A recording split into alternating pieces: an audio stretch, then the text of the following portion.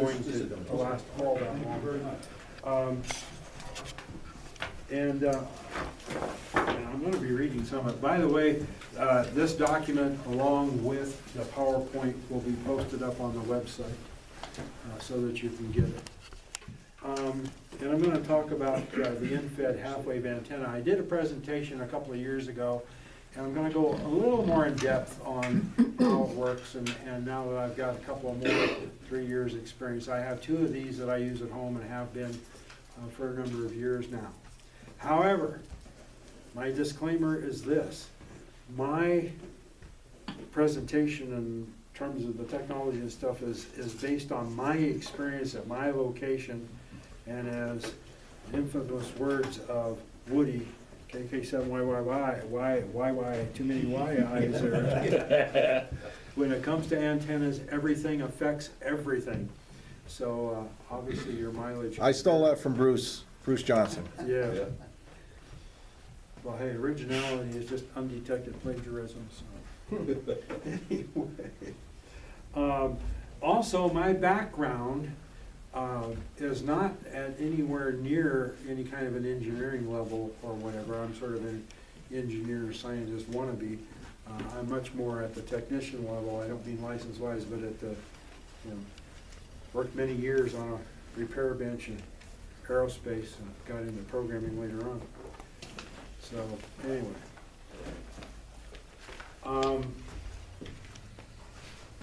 so let's find out a little bit more. Whoops, how do you go backwards? Shift? Nope. There we go. Okay. Perhaps the simplest antenna is a single wire hanging out of a window. If any of you ever fiddled around with crystal radios, I know I did. I was probably in my teens by the time I got one. It used to be a Cub Scout or a Boy Scout project where you wrap a toilet paper roll or whatever and do that. And I always had a heck of it. I didn't know antennas from ground wires. I just say, hook this to a water pipe and throw this out the window. And I never had a convenient water pipe. I don't think mine worked very well because it didn't have a ground. And that's something that's very key in an antenna system. It is a 2-connection device. Keep that in mind. Very important. And perhaps the simplest that many amateurs start with is a dipole. So we'll start here first, because they do call the in-fed is a type of dipole. I'm not sure about that, but that's what it said. And this is set up at a half wavelength, and the dotted lines that you're seeing here, the top one is current, the bottom one is voltage. They vary in phase because of impedance, capacitive and inductive impedance. So they're not in sync. You can see though that the voltage is at a minimum at the feed point. And that brings the impedance way down, somewhere between the 50 and 70 ohm range. This says 73, I don't know where that, I don't even remember where I stole this picture from. But that's what makes it really kind of ideal.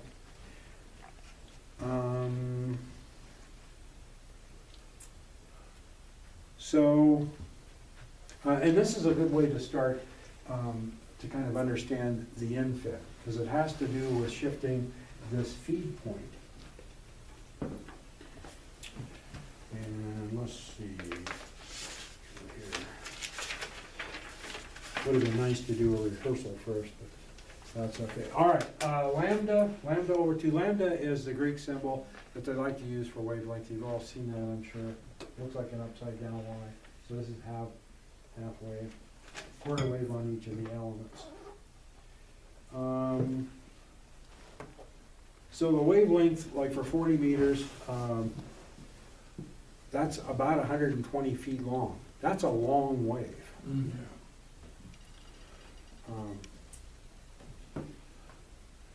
So why would this even be important? Well, in order to transmit, and I'm covering some of the basics of just antennas here too, by the way, just as a refresher.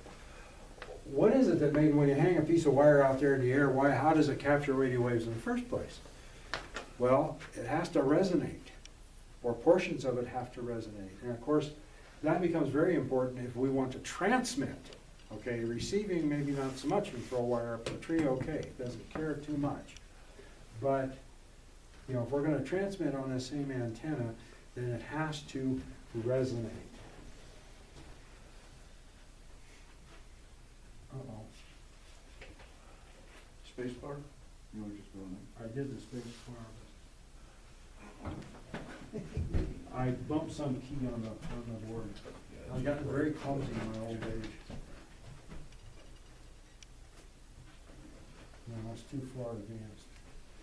I want to be on about slide 3. Go back further. There we are. Okay, here's a non-radio wave idea of resonance. So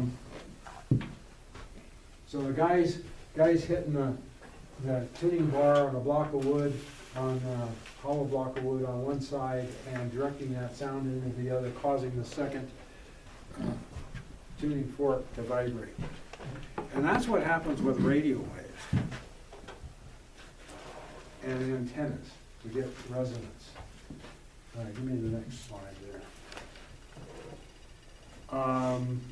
Another idea might be, and you've probably seen this in movies, or maybe you've seen it yourself, you got a camera, you're taking a picture of a spinning wheel, you got a movie camera, whether it's digital or not, doesn't matter. There's still a number of frames per second going, and when that number of frames per second hits the rotational speed of the wagon wheel, the spokes appear like they're standing still. And that's also another important concept. We get a standing wave, and this one's animated, so I thought this was kind of neat. The black wave is the resulting wave from the wave that's going. It looks like the red one is going, I would say that that's forward, off to the right. It's arbitrary. And we're getting 100% of that reflected at some point, and you can see where you know, it adds and subtracts.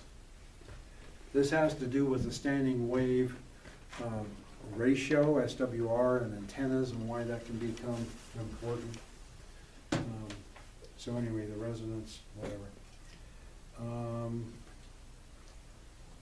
Is that slide 4? Okay, yeah, getting back to the, right, thank you. The dipole antenna, it is a 2-connection device. And I already talked about that. Okay, now, before we go to the next slide here, this type of antenna is a balanced antenna. What does that mean? It means that both elements are used for radiating power. It's balanced. Next slide, please. And most amateurs with that type of antenna will need or want to use a balun. Balun is short for balanced to unbalanced system. Well, really it ought to be backwards because it's the receiver, the transmitter that's unbalanced. That's this side. Notice that this part that connects to the radio, you know, one end of the coil is grounded, and in order to go to the balance system where both elements are radiating, it has to go through this change. So that's what a balun does. Okay. Go to the next one, please. All right. So now let's move to the end of the dipole. I don't have an exact picture where they show the feed line, but we can pretend over here on the left side that this is where we are connecting, our feed point is here. So the entire half length out there is now a radiating element. But remember, this is a 2-connection device. where's the return path for the wave? Somewhere. Somewhere. And we'll talk more about that, but I won't keep you in suspense. You can either use a ground poise or not. If you don't use one, then typically the shielding in, if you're using coax, the shielding in the feed line is being used. I've tried it both ways, can't tell the difference. I like to throw a ground poise out there, but in practicality, it doesn't seem like it makes a whole lot of difference. All right, so now we're down here at the end. And notice, and a very important feature here, is that the wave, the standing wave on the element, has not changed. It's still in the same position. Notice that the voltage is still here at the middle. That's characteristic. So now, down here at the end, we've got high voltage, very minimal current. The current never goes to zero because there's always stuff going on the wire and whatever, which is a good thing because impedance is the voltage divided by the current. You can't divide by zero, so. Anyway, so we run into, this gives us a high impedance. And let's see, go to 8. Try the next one, yeah. Oh, what happened to the rest of it? Must have fallen off. No, that's okay. This one?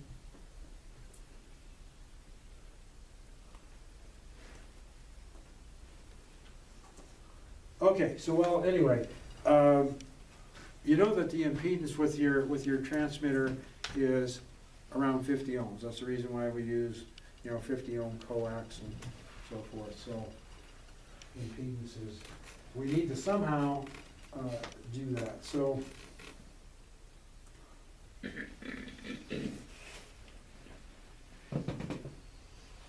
let's see, with the current at a minimum, this makes the impedance pretty much equal or proportional to the voltage. Since the voltage is high, then so is the impedance. And you can see that there, thank you. Not yet, I that's know, too far. go back there. Wrong button.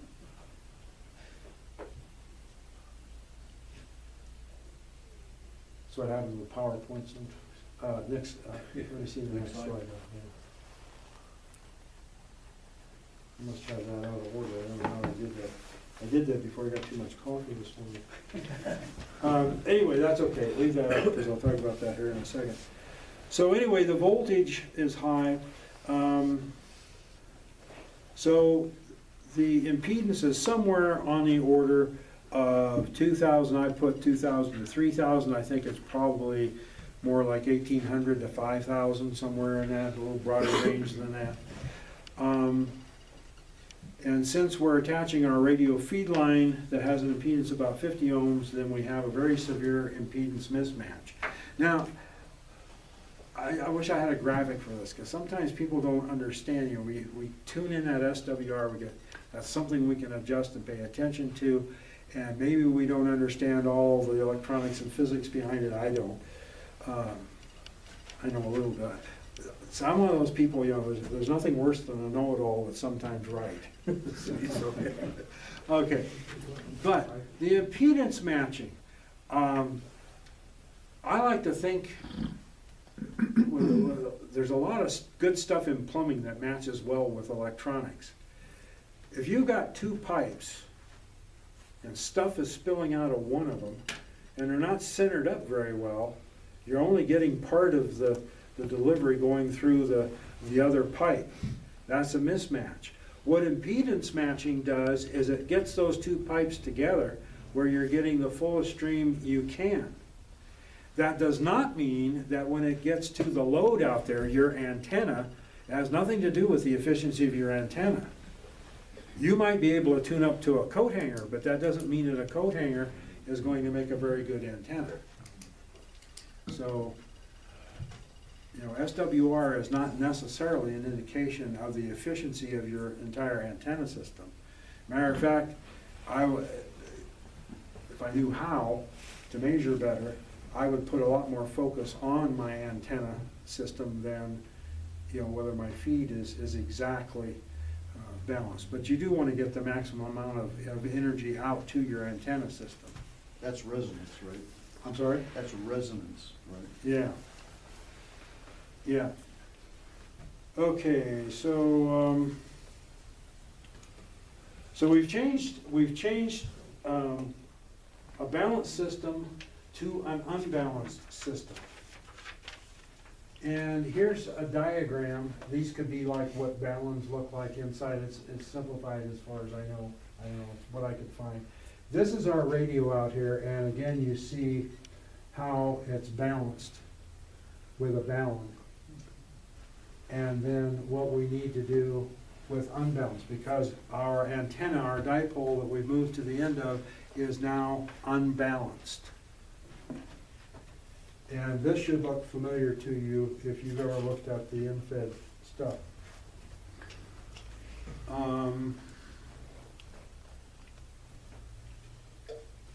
So we need some kind of a transformer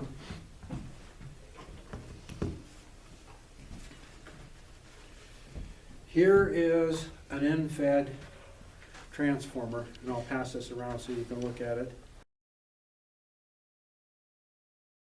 Yes, This is for an end-fed half-wave, correct? Yeah, end-fed Not an half-wave. end-fed wire. right, infed halfway. Yeah. It's not dissimilar from, you know, if you're using a random wire or a long wire, Mm-hmm. it's going to change the windings a little bit. Right. And I'll mention that, but anyway, I'll pass this around. And you can see from the construction, you know, that you don't need to be a master mechanic or electronics engineer to put one of these things together. Okay, so we need to find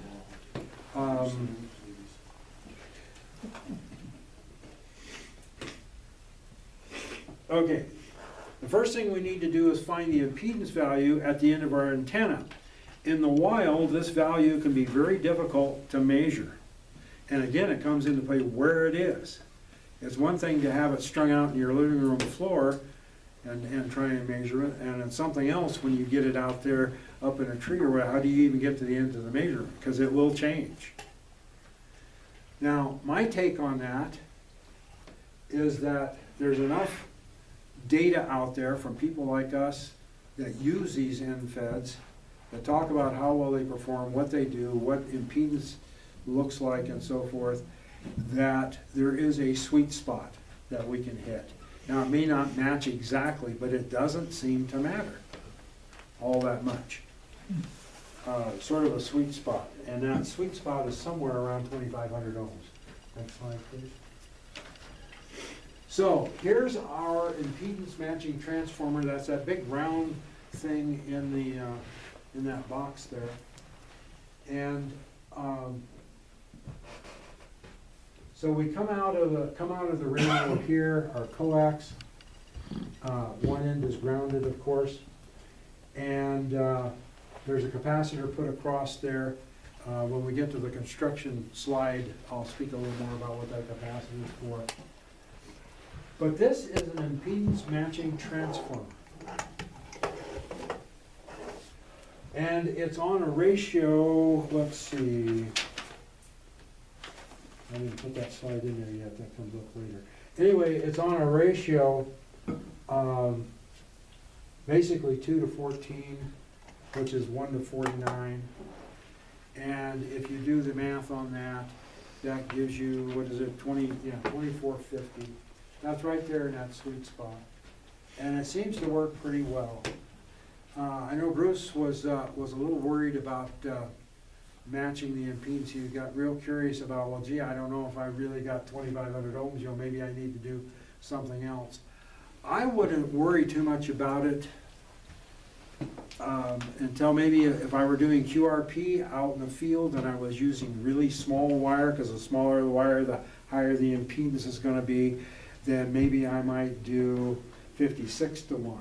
That puts it up around 3,000 ohms, 3,500 ohms, but you know, you'd have to, I don't know that's even going to really matter that much. there's other things that can contribute to the efficiency and inefficiency of the UFED. And one thing I wanted to talk about, yeah, that's not the picture I have on my, if you download the thing, you'll see that there's a ground voice comes out here. There's no law that says that these have to be connected, that you have to tie the two ends of the coil together. You get better isolation on the transformer if you don't keep those windings at the bottom in common. It also should eliminate any common mode current coming back into the shack. Now, I don't think I've ever experienced that with an InFed at my location, but it's been said, and I've seen other YouTube videos on these InFeds that talk about, you know, common mode current can be a problem. And I've not experienced that. Of course, that doesn't mean that you won't. Generally, it's going to be, it can get noticeable if there's a lot of mismatch going on, so that, you know, if it's not constructed right or designed right, then it might be more into doing that. But back in the old days, I guess common mode was a problem, but with, I don't know, better material, I don't know why it doesn't. It takes physicists to do that. Okay. Do you need a counterpoise? Go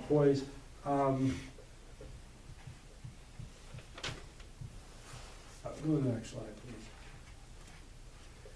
Here's kind of a top-level view of the whole thing, a radiating wire and a short counterpose. And this can be like 13 feet, whatever, it's not real critical. And if you don't put one on, you know, you can't change physics. It's going to use a shield in your feed cable. It'll find a return path. Let's face it, electrons are lazy. You know, they find the easiest path, so make it easy for them to find the good path. All right. So, now that we've seen what everything looks like electrically, let's take a look more at the matching transformer. Next slide, please. Okay, so here is, as I say, the soul of the beast. This is this happens to be the FT240-43 core, which is in that tan box that's been floating around. That's what it looks like.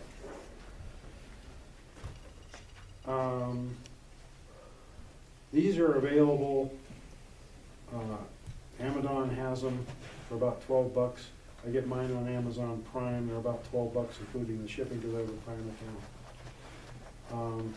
However, thanks to Colin Summers, who has a great YouTube channel, MM0O, he's in my references on the last page someplace. Anyway, he does a shootout on these cores. And he's very much more engineer-oriented than I am, and he does a good job in measuring. He shows you how to set it up. He does a video on that. It's something that you can do at home as well. This core, and I get this from DigiKey, they're about $8, so they're a little bit cheaper than the big one. They're the same weight, and according to his testing, they're about 20% more efficient. I don't know how to measure that on my own radio, but I have a beacon on 40 meters that I like to tune into, and one day, and I have two antennas up, and they're hooked to an AB switch, so I was doing AB checking between the two. And on the box that was using this core, I could hear my beacon, just barely. On the 240 core, couldn't hear it. So it makes it, now is that a difference of 20%? I don't know, how do you measure that? Weak signal stuff could be handy to do that. And by the way, I've got 3 of these cores just like this with me, so if any of you want to give it a try, I will give you a core. I got this one, 2 minutes. Right here. Okay, so anyway, we have a cord. I wished I had a 240 with me. You saw It's that. in the box, right? Yeah, it's in the box. Let's see.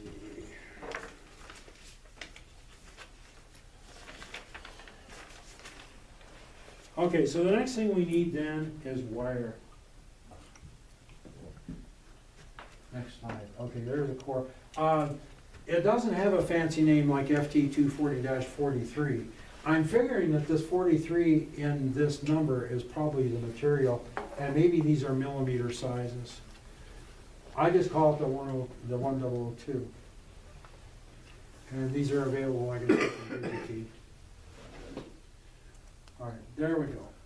18 gauge wire. I use 18 gauge wire for the elements, for the radiating element, as well as using enamel coated wire to wind the toroid with.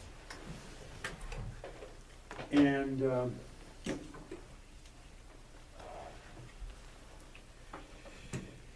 let's see, with the core, a spool of wire, and I get this at 100-foot time because I cut mine for 40 meters. That's about 66 feet, and that leaves plenty left for a little ground poise or whatever else. So that's like $11. These things are like $11. The core is $12. The box is going to be a couple of bucks. I said in my document here it was around $35, but I think I was way off the mark. It's more like $45, I suppose. Now, if you want to make more than one, then it gets a little better, cost efficient. But yeah, this is a much easier to wind cord than the thick one. But you can count the winds around. More about that here in a minute. You can get these things in kits now. Rick, you mentioned that it's one of the more if not most popular antenna right now, especially one of the big pros for this type of antenna is its portability.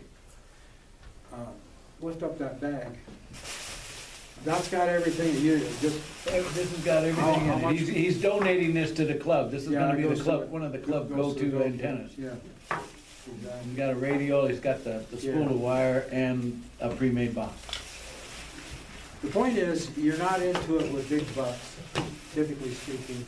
I get these boxes as a pair off of Amazon for $10, including the shipping, if you have a Prime account. That works well. You can go down to Home Depot. Steve, I'm sure you've seen all kinds of. Well, we don't have boxes just like that. Yeah, We've got but the- you have others that are. They have others. Yeah. But, I like the ones off Amazon myself. Yeah. The closest thing at Home Depot is one I use for my meshtastic nodes. It's a 4" by 4" bigger, and it's like $10-11 or something like that at Home Depot, plus pay some sales tax. What do you? How much power can I run through the box that you sent Oh, around? excellent question. Excellent question. At least 100 watts. It should be, with the 18 gauge wire, what I've been able to read, I have no personal experience with this, should be able to handle 250 watts. But I'm glad you mentioned that, because I know you like to run a little power from where you are. If you want to run more power, 500-600 watts or whatever, then especially I would use the FT 240 core and put stack three of them together and wind those. That's exactly what I did. How about the wire gauge? Does that change? You could change it. I'm using 18 gauge. I think 18 gauge ought to be able to handle that. The problem is heat. If you start pumping in here, you're going to heat up the transformer. I only run 100 watts. I don't have any. That's the best my radio will do. Maybe 115 on a good day. I glued 3 together and used 16 gauge wire. Yeah. It worked fine. Great. And you had yours. You set one of yours up as a sloper one day and went hooked into Hungary or someplace that one day. You were out just a year or two ago? Yeah, I think that I got Slovenia on it. From Slovenia. Rumsey Park, yeah. Yeah, from Rumsey Park in the parking lot. Yeah. I've never noticed any heating. Okay, next slide. All right, oh, there's the one I was looking for. So you've seen this, what it looks like. A little more nomenclature on here. The cap that goes between the center conductor and the shield in there, and that's the blue cap that you saw hanging in the box here. That's to make it a little easier to be resonant, like at 10 megahertz. 10 meters. Huh? 10 meters. That's why I said 10 meters. Probably sounded like I said 10 megahertz. Yeah. What's a megahertz again? Thank you. Yes, 10 meters. Yeah, 10 megahertz, that's 30. 10 meters is, 28. yeah. Now you're competing with WWE or whatever. Okay, so here's an electrical diagram of what it is. We get 2 turns on this, and they're twisted together. You'll notice those are the 2 turns at the bottom of that are twisted around each other. You do not have to twist them. The idea is that there's better transference in the windings if they're that way. Don't know how much difference that really makes. Colin Summers up on his YouTube channel, and you can get that in the reference if you, because this will be in PDF form with the references. So, I don't have that one part printed out here. Anyway,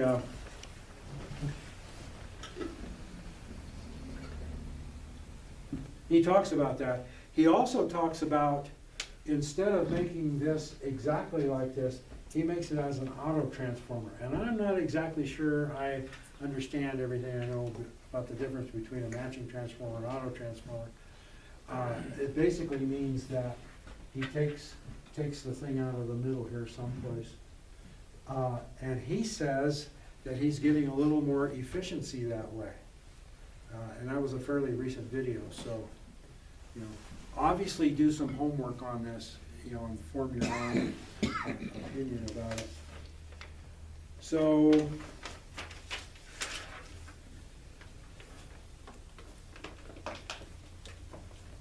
next slide. Okay, so there's a picture of the thing already done. Rather than go through, we're a little short on time, so I don't guess I'll try to wrap one. I did that, I think, the last meeting. I had a core and wound it. I don't have a 240 core, and the one drawback to the smaller center part of this, they weigh the same. It's the same amount of material. This is also 43 material. It's a little harder for me. I don't have enough strength left in my hands anymore to get that wire as tight as I'd like to get. Or there's a technique to doing it that I don't know how to do. So that was a question I had, and if you wanna wind, if there's people interested, we can stay after this and. Oh, yeah, sure. We're not taking time, but my question is, like, when you do that, it's better, I take it, when you have those windings tight against the ferrite and Yes. wrapped around Yeah. the radius tightly, and so. Yeah, you know, this is not a picture of what I did. I stole this off the internet someplace, but you see that the wrappings are pretty close to the core. I will go this far. I take out about 6-7 feet, a good wingspan worth, whack it off, double it back about like that, get a pair of pliers. I got needle nose here, but it would be better to use just regular slip joint pliers and put some tape or cloth or something so you don't scar the thing, and just twist. Or if you're really fancy and good with your hands, put it in the chuck of your electric drill, your variable speed electric, and give it a twist. Probably the most common mistake made in constructing these on your own is failing to scrape all the enamel off where you're going to be soldering and so forth. It looks like it's making good contact and everything, and there's enough enamel there that it screws it up. So make sure you X-Acto knife or a good blade on your pocket knife, whatever it is, box cutter. So, okay, any other notes on that? Notice that, and I guess the last thing to say about this is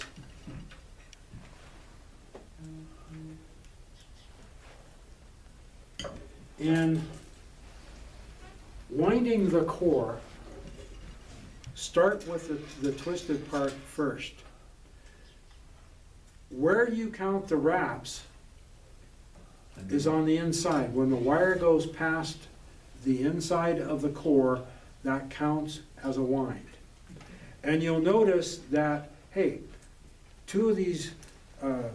one of these winds goes across to the other side. It comes off the top here, it goes under there, and the wrap continues for the rest of it. Why did we do that?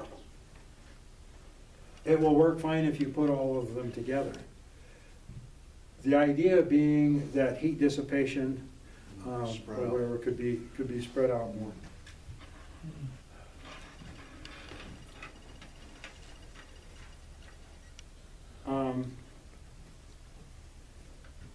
I can tell you that this works. I had been on HF and certainly off the coast of the United States here for a long time. This was a year or so ago, year and a half ago, playing around on Saturday, and here's this guy on 40 meters just booming in and calling CQ. So I holler back at him. And he could hear me, this barely. I didn't know about the speech compressor on my HF radio, or he probably would have heard me fine. Japan. We had a nice voice QSO. I sent him a physical QSO card, and he sent, or a QSL card, and he sent one back. So that was cool. The antenna works.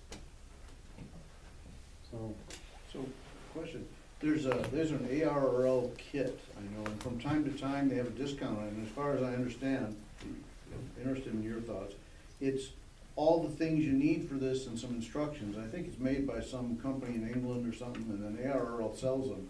So if you're really adventurous and you wanna go buy the parts, then Todd's got all the references for that. But if you simply wanna put it together, you could do it that way too, a little contribution to ARRL. Or you can buy them fully made too, right? Probably. Yeah, I think the kit on ARRL, and it gets pretty good ratings too. I've never actually read anything negative about it. It looks good, and it's like $80. There's also some kits on Amazon. Yeah. Now, I've bought a couple of 3 of them now. These nice little kits, they're very small, but they do 100 watts. But they're more, they do 9-to-1 and 4-to-1, and they're not really the 49-to-1, which is used for the infed half wave. But for the other infed, like we started to talk about, which isn't really what he's talking about today, they do have these nice kits. They're about $29, and they come with everything you need, except for, of course, the antenna wire itself. Yeah. That's always extra. But if you want to get into infed winding for just infeds, 4-to-1 or 9-to-1, or 1-to-1 actually, they also have the diagram for that. These little kits are really nice. They're about $29 on Amazon, but as for the 49-to-1, they should have them on there too. Yeah, and they're more and more. I think, I see that the one that Colin is using, he's designed a little perf board or whatever that goes in a kit or whatever. Next slide. And some of these I'm guys. about ready to wrap this up, so I know you're getting anxious here. Okay, the pro, and I didn't really hammer on this in the middle of the presentation, but there at the top line, multi-band. Without doing anything special, except for that capacitor if you want to do, 10 meters.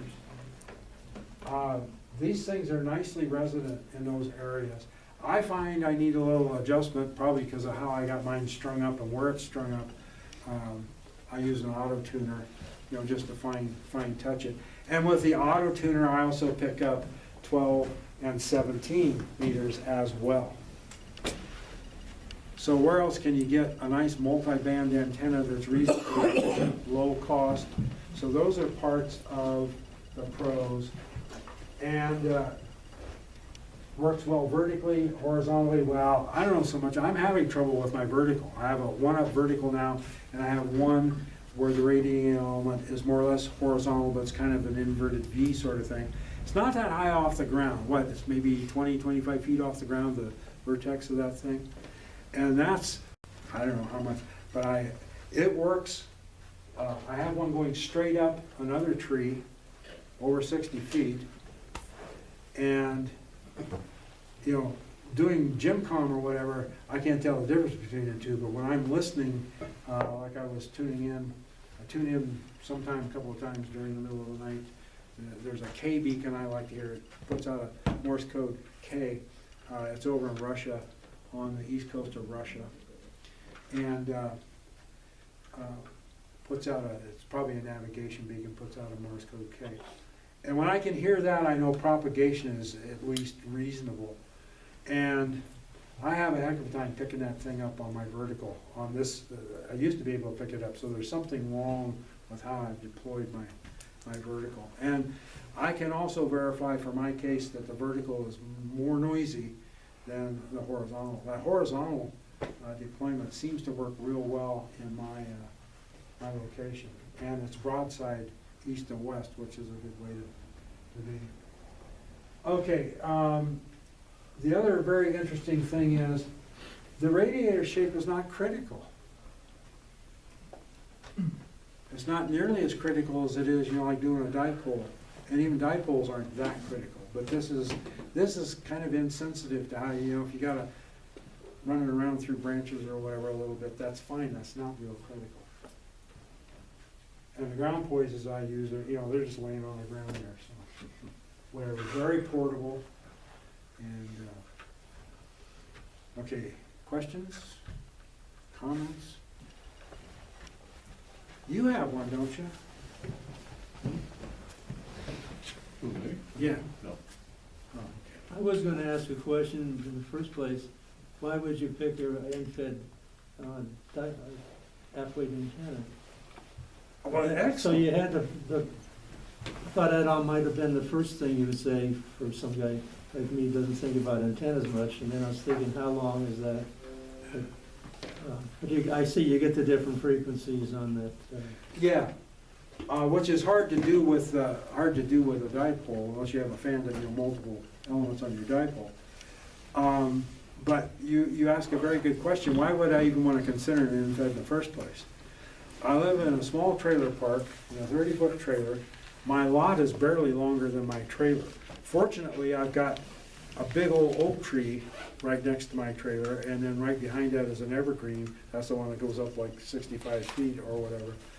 I don't have space to put up anything else. I tried a vertical. Matter of fact, I had bought at one time the club's old R7000 vertical, you know, and it had its own little 4 counterpoise or whatever. Bruce and I worked on it a couple of times. I could hear on it, but I'd transmit, try to answer, but nobody could ever hear me. I just didn't have the ground, you know, the little 4-foot radials that it had on it weren't effective enough. It needed a better ground poise. Because you gotta have that reflective surface for verticals. That's very critical on verticals. So portability, if you want to be out in the field, you want to do QRP, these things are efficient enough for QRP. And that's this box here that I held up. This actually belongs to Steve. And it has a BNC on it for that cable or whatever, but very portable. And you're not wrapping up big bucks in it. It is multiband. And it's a compromise. Any multiband antenna, anytime you're using transformers or whatever, it's going to be a compromise. It's not a perfect antenna system. But it's that old thing about everything affects everything in antennas. You're not going to know until you put an antenna of any kind up where it is that you're going to be operating and see how it works. One other thing, like you said, you really don't have to worry too much about it being straight. It can go in angles. Yeah. Things like that. That's another pro on these infit half-waves, is they can bend. And if you don't have a straight piece of property that's long enough to put up this thing, you can bend it. It's not that critical, and that's one of the things.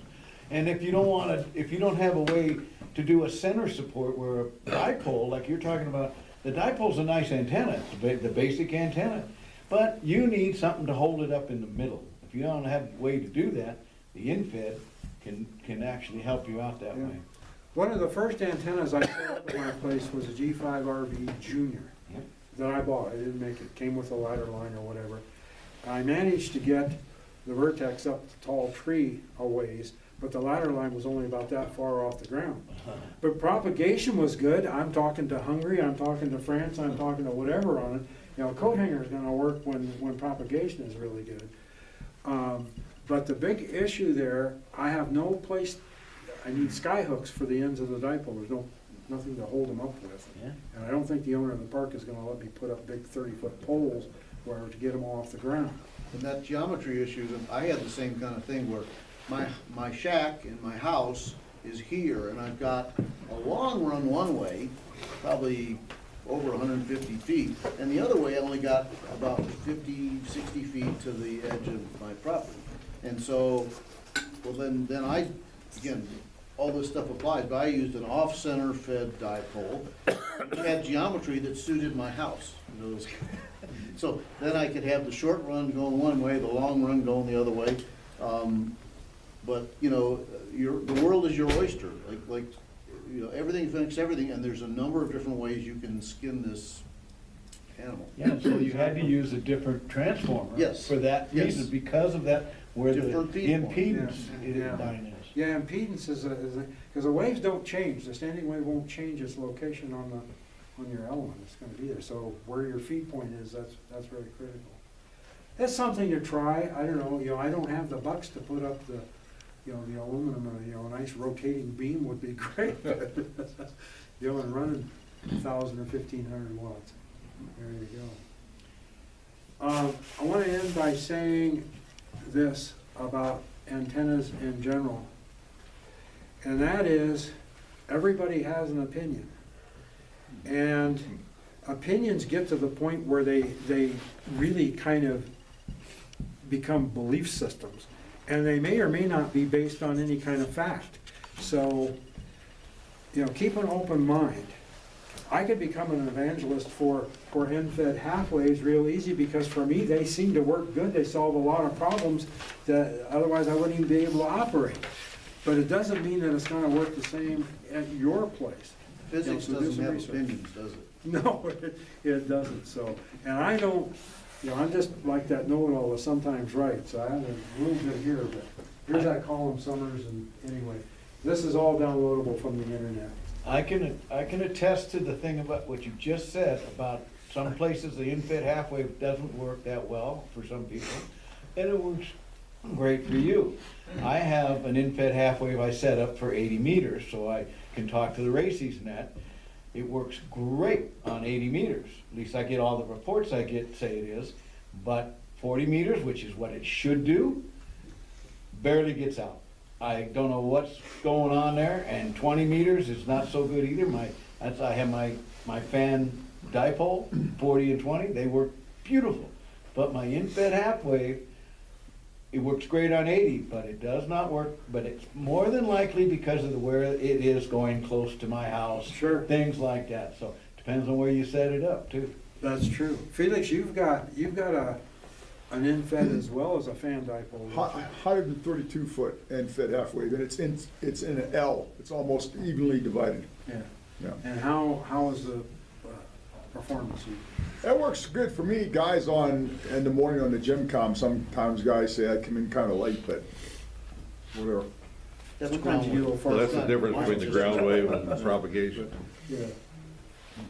The PDF of the original one, the same references, so you can download this from the resources, from the website. Okay.